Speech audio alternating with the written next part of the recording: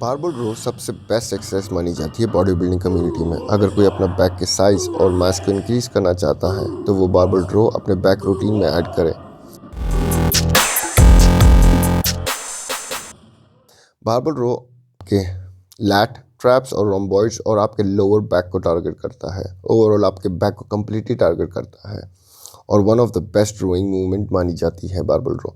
अगर आप ये एक्सरसाइज को परफॉर्म करते हुए देखोगे, उसका टेक्निक और स्टाइल बहुत सारे हैं डिपेंडिंग ऑन कौन कर रहा है। ओल्ड स्कूल बॉडी बिल्डर्स बहुत high range of motion perform करते थे। अगर आप आर्नोल्ड को देखोगे यही एक्सरसाइज परफॉर्म करते हुए तो आप देख सकते हैं Arnold more than 90 degrees bent है और उस ज़माने में बॉडी बिल्डिंग लकड़ी के ब्लॉक या बेंच पे खड़े होकर मारते थे ताकि रेंज ऑफ मोशन इंक्रीज कर सके एंड डीप स्ट्रेच कर सके। इस तरह से ट्रेनिंग करने से ऑफ कोर्स आप ज़्यादा वज़न यूज़ नहीं कर सकते एज आपका लोअर बैक को इंजरी होना के चांसेस बहुत हैं। बट अगेन लो वेट से आपका रेंज ऑफ मोशन और लैट्स को एक प्रॉपर स्ट्रेच मिलता है। अब अगर हम स्टैंडर्ड फॉर्म बारबल रोइंग देखते हैं जो generally 45% degree bent over position होती है और top IFBB pro world top body builders इस तरीके से रोइंग मूवमेंट परफॉर्म करते हैं। लेकिन डोरियन येट्स का अप्रोच डिफरेंट था और बहुत यूनिक।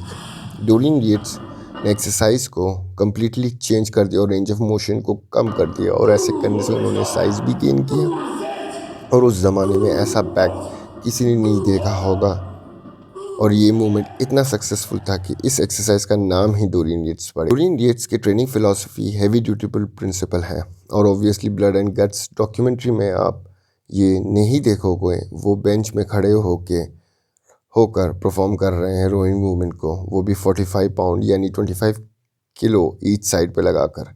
डोरियन ने बारबल रोइंग को इस तरह परफॉर्म करते थे ताकि वो ज़्यादा से ज़्यादा वेट को हैंडल कर सके लैट को टारगेट करते हुए। ये movement almost same as regular row, hand grip under hand और ऑलमोस्ट शोल्डर विद अपार्ट और बैक स्लाइटली अपराइट पोजिशन में, ना कि ट्रेडिशनली 45 डिग्री पे ये एक्सरसाइज परफॉर्म किया जाता है।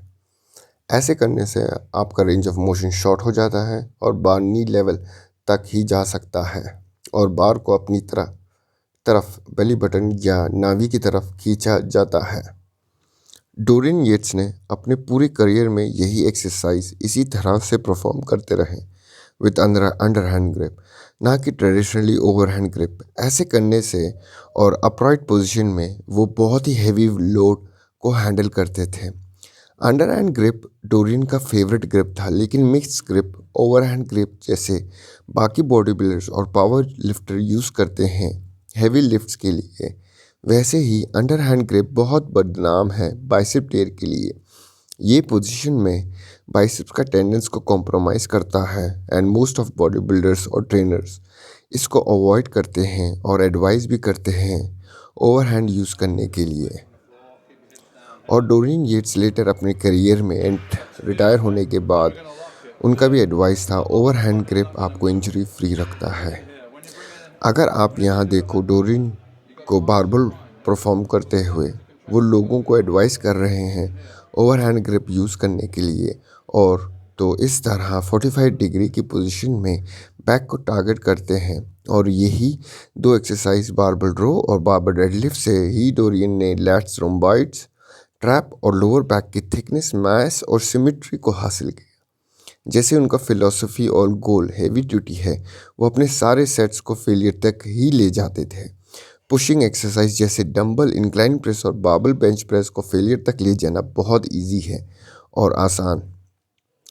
जब दूसरा रेप ना लगे तो हम बार को रीरैक कर देते हैं, लेकिन डोरियन के बैक ट्रेनिंग के वक्त वो एक्सरसाइज रोक देते थे फेलियर होते ही और दूसरा मेथड जैसे फोर्स रेप या फिर ड्रॉप सेट मेथड इस्तेमाल करते बैक को थका देते थे। क्योंकि बारबल रो और डेडलिफ्ट में फुल्ली फेलियर अचीव करना बहुत मुश्किल है बिकॉज आपका other supporting muscle take over कर लेता है जैसे कि लोअर बैक, और बाद में मोमेंटम यूज़ करके आप रोइंग कंटिन्यू कर सकते हो, लेकिन आपका लोअर बैक इंजरी होने के चांसेस बहुत होते हैं टारगेटेड मसल फेल होने के बाद। बट असली में ये एक्स्ट्रा रेप्स आपके कुछ काम के नहीं। डेडलिफ्ट और अपना रोइंग के एंड में यही मेथड फर्स्ट रैप और ड्रॉप सेट्स जिससे फॉर्म फेलियर कहते हैं।